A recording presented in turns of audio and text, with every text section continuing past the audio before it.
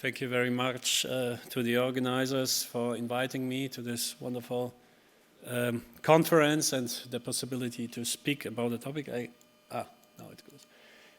So my research builds upon actually now two books. One was published 10 years ago in German, Antemurale Christianitatis. It was on the rhetoric, the terminology of the, as I call it, bulwark rhetoric. It's not only antemurale Christianitatis, Tamas mentioned it, it's also propugnaculum, for example, or murum, validum, and monumentum, a lot of different words, but antemurale and propugnaculum were like the most famous terms, most popular. And a reworked version and extended version with an updated research will be published next year in English in the Brepols publishing house in the Outremer series under the name Bulwarks of Christianity, Crusading and the Antemurale Rhetoric in Medieval and Renaissance Europe. Two books were published also in the last 2 years which tangent this topic, this issue.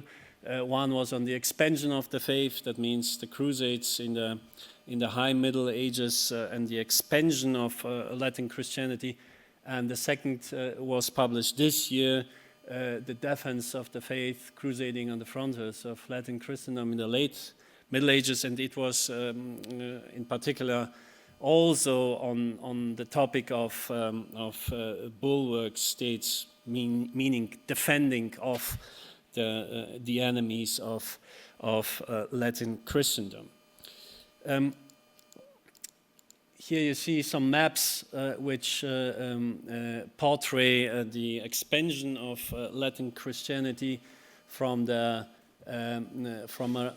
circa 1000 to 1500s, and I will start with Poland. In the High Middle Ages, Poland's geographic location on the frontier of Western Christendom meant it was constantly at odds with non-Christian and hostile forces. To the north and east, Poland faced the Prussians and Lithuanians, both pagan groups, as well as the Ruthenians, who were schismatic Christians, and in the east later, from the middle of the 13th century, the Tatars, who were nomadic invaders. The Mongol invasion of 1241, culminating in the Battle of Legnica in April 1241, underscored Poland's role as a defender of Christendom. The Franciscan friar Giovanni de Plano Carpini and Pope Urban IV both emphasized this role, framing Poland as a sacrificial defender of Western civilization.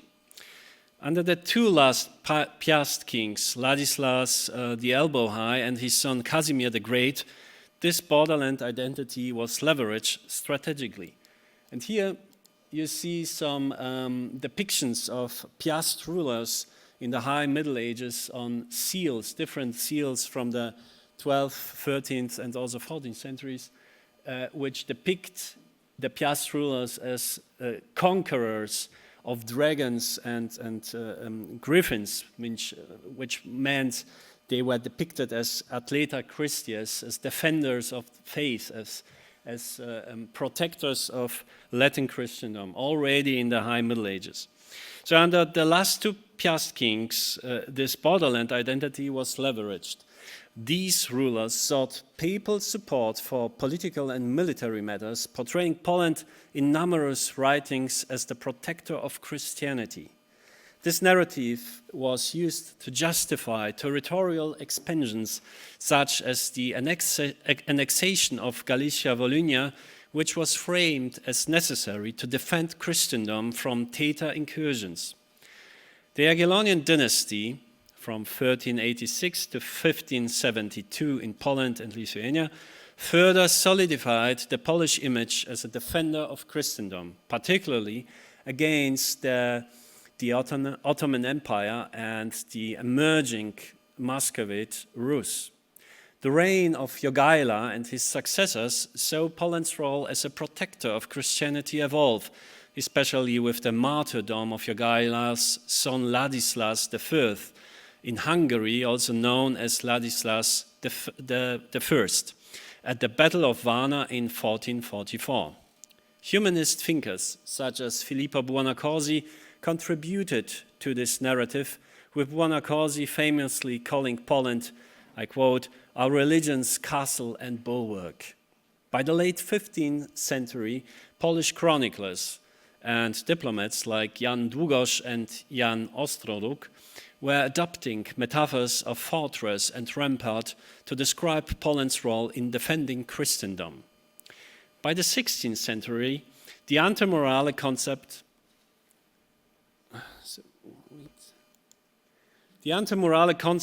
became intertwined with the emerging Sarmatian identity, which traced Poland's roots to the ancient Sarmatians. This narrative elevated Poland's self-image as the guardian of Western civilization against external threats, particularly the Ottoman Empire and Muscovite Russia.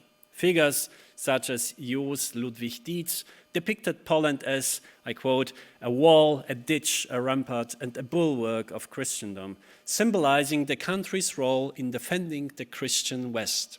The growing conflict between Christian Europe and non-Christian Asia became a defining feature of Poland's identity.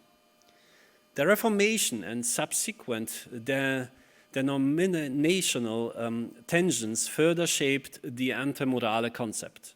By the mid-16th century, Poland was not only defending Christendom from external threats, but also from internal religious divisions. The Jesuit order, in particular, was instrumental in promoting Poland's role as the protector of Catholicism, positioning the country as the bulwark against Protestantism. We heard a lot of antemurale against the Ottomans. Well, in Poland, Poland was also positioning itself as an antemurale not only against Ottomans and Tatars, but also against schismatic Russians and Protestant, for example, Swedes or Germans. Jesuit figures like Jakub Wujek emphasized Poland's religious mission, aligning the antemurale rhetoric with the broader Catholic counter-Reformation efforts. By the late 16th century, Poland's nobility, the Szlachta, began to adopt the antemurale narrative to reinforce their political and social status. For the Szlachta, the defense of Poland was closely tied to the preservation of their golden freedom, the so-called libertas aurea, a unique parliamentary system that upheld noble privileges. The defense of Christendom became synonymous with the defense of the nobilty's political order, a notion that was particularly important during Poland's conflict with the Ottoman Empire and Protestant Sweden. Prominent figures like Aleksander Koniec-Polski and royal confessor Adrian Piekarski championed the idea that Poland's internal political stability was essential for its role as a defender of Christendom. Poland's military victories in the 17th century, particularly against the Ottoman Empire, like for example the two battles of Chotin or last but not least, the Battle of Vienna, reinforced its identity as the antemurale of Christendom. It was especially the pivotal Battle of Vienna in 1683, in which King John III Sobieski's central war was framed as a triumph of Christian freedom over despotic forces of the Ottoman Empire. Sobieski's reign epitomized the antemurale tradition, with Polish leaders and diplomats declaring their dedication to defending Christendom. The Jesuit order played a critical role here as well in spreading this narrative, with Marian devotion, particularly the consecration of Poland to the Virgin Mary in 1656, becoming a central element in the country's spiritual commitment to defending Christianity. The antemurale concept permeated Polish culture and religious life. Jesuit scholars and poets lauded Polish military leaders as defenders of both the nation and Christendom, intertwining martial valor with religious devotion. Figures such as Bernhard of Prittwitz, who fought against the Tatars, were celebrated as walls of Podolia, embodying the ideal of a nation dedicated to both religious and martial defense. Saints, you see them both here, like Saint Florian and Saint Hyacinth, were incorporated into this narrative, representing Poland's role as the spiritual and military protector of Christianity. You see both saints here depicted, and they stand above, as you see, hordes of non-Christian intruders, particularly Ottomans, Tatars, but also what is very interesting, in some cases you can also see soldiers depicted in typical Russian clothes. The Muscovites were not counted among the Christian civilization back then, at least. As Poland moved into the Enlightenment period, the antemurale concept evolved from a religious defense to a more secular understanding of Poland as the front wall of European civilization. Intellectuals during the Enlightenment, influenced by political and philosophical developments in Western Europe, particularly in France, England, and Germany, debated Poland's place within the broader context of European progress. However, the traditional antemurale idea, with its focus on Poland's role as the defender of Western values, persisted, especially in the face of external threats. In the 19th, and here you see an example from the 17th century, a very, very famous woodcut from the mid-17th century, which depicts Poland, Polonia, how it is described, as the spiritual, but also as the martial bulwark of the Christian West. In the 19th and early 20th centuries, as Poland found itself partitioned and under foreign rule, the antemurale narrative was even more secularized. Poland was no longer framed solely as a religious bulwark, but as a bulwark of civilization, standing against autocracy, monarchy, and despotism. National movements adopted the antemurale imagery to bolster Polish unity during uprisings against foreign powers, as of course the Prussians, the Austrians, and not least the Russians, for example, in the 1830s and the 1860s. Writers such as Józef Ignacy Kraszewski and Henryk Sienkiewicz, through their novels, popularized the idea of Poland as a protector of European civilization. The rise of pan-Slavic thought further adapted the antemurale idea, with Polish intellectuals such as Roman Dmowski reinterpreting Poland's role as the guardian of Slavic culture and identity, particularly against the Germanization efforts of the Prussians. Dmowski's influential works emphasize Poland's position as the true defender of Eastern Europe from German and Russian influence. Works such as Kazimierz Stańczyk's Śląsk przed murzem Polski literally means Silesia as the firewall of Poland, expanded even the antemurale concept to Poland's western borders, emphasizing the defensive role of regions like Silesia against the mighty German neighbor. Following Poland's independence in 1918, the Polish-Soviet War from 1919 to 1921 saw a revival of the antemurale rhetoric. Poland was once again cast as the defender of Western civilization, this time against the growing threat of Bolshevism. Intellectuals, along with the Catholic Church, championed this narrative, framing Poland's victory in the Battle of Warsaw in 1920 as a decisive moment in the defense of Europe from the spread of communism. Under communist rule, the Christian aspects of the antemurale concept were suppressed, but the Catholic Church managed to adapt the idea to its own purposes. Celebrations of Poland's baptism and spiritual alignment with the West, especially during the 1966 Millennium commemorations, reinforced Poland's role as the front wall of Christianity. In the 1980s, the Solidarity movement adopted the antemurale imagery, positioning itself as a defender of Western civilization against the oppressive communist regime. Since the fall of communism in 1989, the antemurale concept has continued to shape Polish political discourse, particularly in the context of the European Union and contemporary geopolitical threats. Nationalist and conservative factions, such as the Law and Justice Party, PiS, or the Confederation, the Konfederacja, have used the antemurale idea to frame Poland as the protector of Western values against perceived threats, including migration and liberal ideologies. Let's come to Hungary. Like Poland, in Hungary, the antemurale concept mostly originated during the Mongol invasions of the 13th century. King Bela IV presented Hungary as a gate or a shield to the Christian West, framing its defense against both the Mongols and the Southeastern Orthodox Christians as a vital Christian duty. Hungary's role as a defender of Christianity took a more formal shape during the rise of the Ottoman Empire in the 14th century.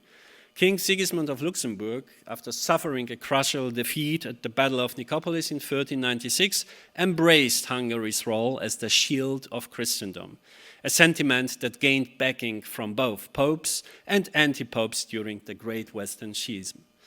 The concept became further entrenched under the aforementioned Jagiellonian King Ladislas I, in Poland known as Ladislas III, who died as a Christian martyr in the Battle of Varna 1444, and especially under the House of Hunyad, particularly with figures like the Hungarian regent John and his son King Matthias Corvinus. Though Matthias Corvinus focused less on the Ottomans, his reign strategically used the antemurale rhetoric to justify military campaigns and gain support from European powers, aided by humanist scholars who spread the image of Hungary as the bulwark of Christianity. By the early 16th century, the unification of Central Europe under the Jagiellonian dynasty reinforced this idea with joint diplomatic appeals emphasizing the region's defensive role. However, Hungary's military defeat at the Battle of Mohács in 1526 marked the beginning of the fragmentation of the kingdom, with much of Hungary falling under Habsburg or Ottoman rule. Under the Habsburgs, the antemurale rhetoric became less focused on Hungary itself, as Austria and Croatia began to take a more prominent role in the defense against the Ottoman Empire. During the Great Turkish War, 1683 to 1699, Hungary experienced a significant shift as the Ottomans were expelled from much of Hungary. Although the antemurale concept began to lose its immediacy, it found new life in the 19th century, driven by romantic nationalism and Hungary's struggle for autonomy. Intellectuals and poets such as Sándor Petőfi and János Arany began to use the antemurale motif to foster Hungarian unity, and works like Ferenc Kölcsey's national anthem from stormy centuries of the Hungarian folk further cemented the idea of Hungary's historical role as a bastion of Christian civilization. The 19th century also saw the secularization of the rhetoric. As Hungary faced Russian oppression during the 1848 to 49 revolution, the antemurale concept shifted from a defense of Christianity to a defense of European liberty and civilization. Lajos Kossuth, a revolutionary leader, reframed Hungary's mission, presenting it in numerous speeches held in Western Europe and even in the United States of America. He presented Hungary as a defender of Western democratic ideals against autocratic Russian power. According to Kossuth, a liberated Hungarian state would be, I quote, destined to become once more the vanguard of civilization and of religious liberty of the whole of the European continent against the encroachments of Russian despotism, as it has already been the barrier of Christianity against Islamism.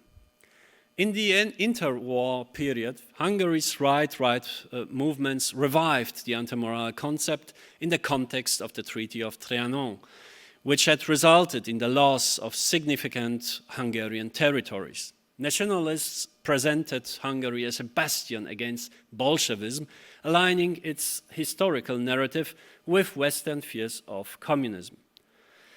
Historian Gyula Szekfő, for example, promoted the idea of Hungary as the guardian of Western Christian culture.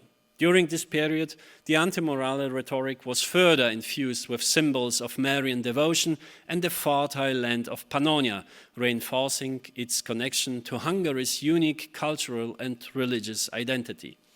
After World War II, Hungary's incorporation into the Soviet sphere led to a suppression of the Christian aspects of the antemurale narrative, officially at least, with communist authorities focusing instead on Hungary's revolutionary history. However, even in the communist era, remnants of the antemurale rhetoric persisted, especially within the religious and cultural spheres. Let's come to a third case. I only do small and brief overviews. Croatia. In Croatia, the antemurale rhetoric did not emerge in the high medieval period as it did in Hungary or Poland, but rather became more prominent at the end of the 15th century and even more in the early modern era, following Hungary's defeat and the establishment of Habsburg rule in the 16th century. Around this time, Renaissance Croatia was increasingly described as a firewall or bulwark against Ottoman expansion. The earliest explicit references to Croatia as a bulwark can be traced back to 1494, when Croatian estates addressed a letter to the Roman German king Maximilian I, appealing for his assistance. In their plea, the crowds invoked the widely recognized domino effect concept, warning the Habsburg ruler of the potential collapse of Croatia, which they described as the Bastion und Verbau der Christenheit, which means the bastion and bulwark of Christianity, under the, I quote, inhuman and overwhelming power of the Turks. This depiction underscored Croatia's perceived role as a frontline defender of Christendom, emphasizing the broader implication of its fall for European stability and security. In the following decades, this image was especially popularized through Croatian efforts in the wars against the Ottomans, with figures like Ban Nikola Šubić-Zrinski, who defended Sigetovar in 1566, becoming national symbols of resistance. In the 19th century, Croatian romantic poets, including Dimitra Demeter and Petar Peradović, embraced the antemurale concept as part of a national revival, positioning Croatia as a defender of Western civilization. The heroic defense of the fort of Sigetovar became mythologized, and Ban Zrinski's actions were celebrated in operas and other artistic works. Throughout the 20th century, the antemurale concept in Croatia was adapted to fit the changing political landscapes. During the Kingdom of Yugoslavia and later Socialist Yugoslavia, the narrative remained a tool for conservative factions who sought to assert Croatian independence and resist federalism. Under the Nazi-aligned Ustaša regime, the rhetoric was co-opted to highlight Croatia's role as a bulwark against Bolshevism and Eastern ideologies. I will conclude with only 2 to 3 sentences on the broader European context and legacy. The bulwark motif extended beyond Hungary and Croatia. I don't know, no, this is the last one.